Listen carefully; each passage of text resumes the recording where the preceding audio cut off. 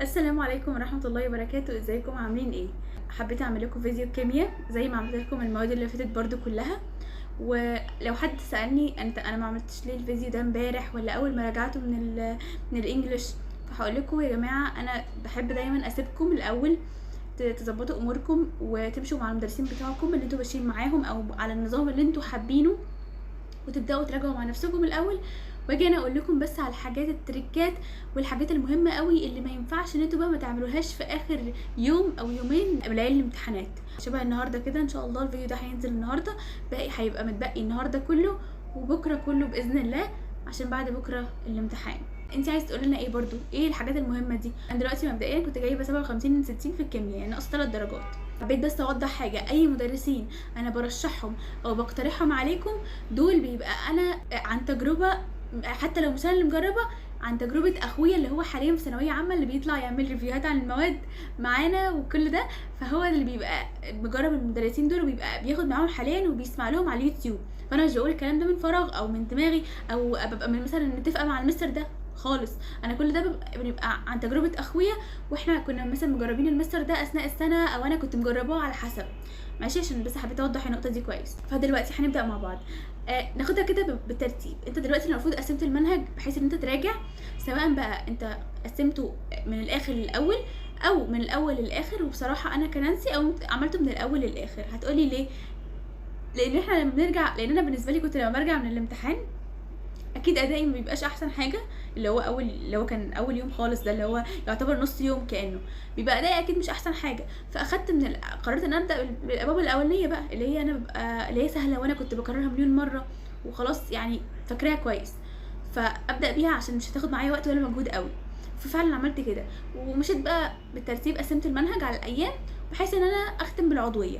سواء بقى انت عملت كده او بدات بالعضويه مفيش اي مشكله عادي، المهم ان انت تبقى بتراجع المنهج كله من اوله لاخره. ومش هنقعد بقى يا جماعه نتفرج على فيديو 20 ساعه و18 ساعه وفيديو يلم لك الدنيا ويعمل لك الكيمياء في شوال. ما فيش كده بجد والله. انا رجعت الكيمياء دي كلها من اولها لاخرها من غير ولا فيديو ولا اي حاجه، رجعتها مع نفسي كلها من اولها لاخرها. طب انا في حته، طب انت في حته ناسيها خالص ومش فاكرها وعندك مشكله في الباب مثلا الفلاني او في الجزء ده بتاع المسائل، افتح ماشي مفيش مشكله، اتفرج على الجزء ده من المراجعه. احنا كده الاول بدانا بس بالمراجعه.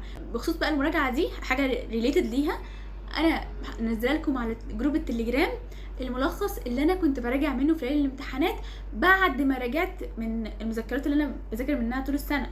انا مش راجعت من مصادر مختلفه، لا، عشان ما شتتش نفسي. هو المصدر اللي رجعت منه ليله الامتحانات هو اللي كنت بذاكر منه طول السنه، اللي فيه ملاحظاتي وكل حاجتي، بس كان فيه الملخص ده عباره عن الكيمياء كلها في 10 ورقات. فبالذات العضويه في الملخص ده كنت بجد عجباني قوي. بلاقي مثلا الالكانات كلها في ورقه واحده بكل التفاصيل بتاعتها بشكل خرائط ذهنيه تخليني افتكرها واربطها مع بعض بطريقه حلوه قوي. بجد الملخص ده فادني جدا. طيب ده كده بالنسبه للمراجعه، قلت لكم تريكاتها وكل حاجتها.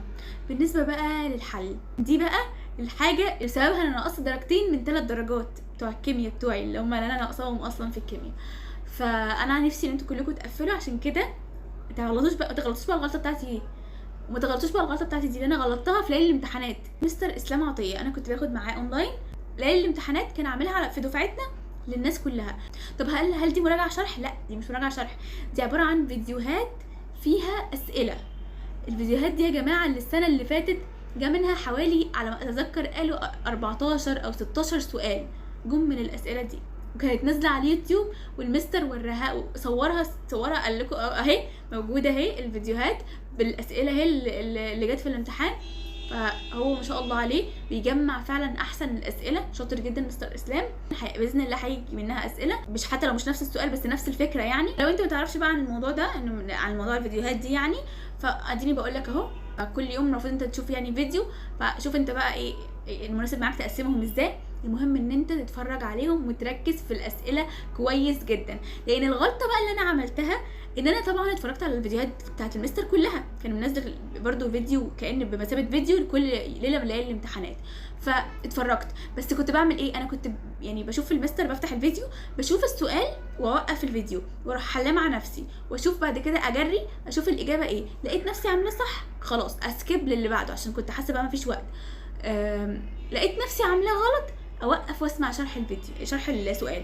للاسف كنت بسكيب اي حته المستر بيقول فيها هنشرح.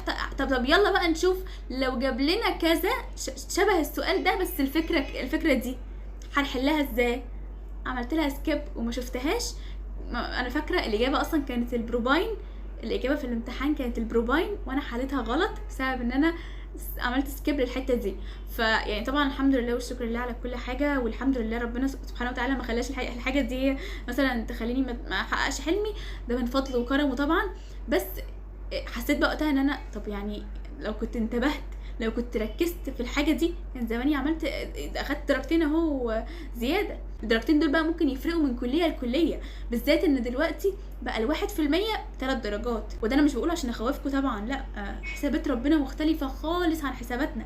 انا كنت حاسبه لنفسي ان انا ممكن اجيب حاجه و80 وجبت 93%، تخيلين؟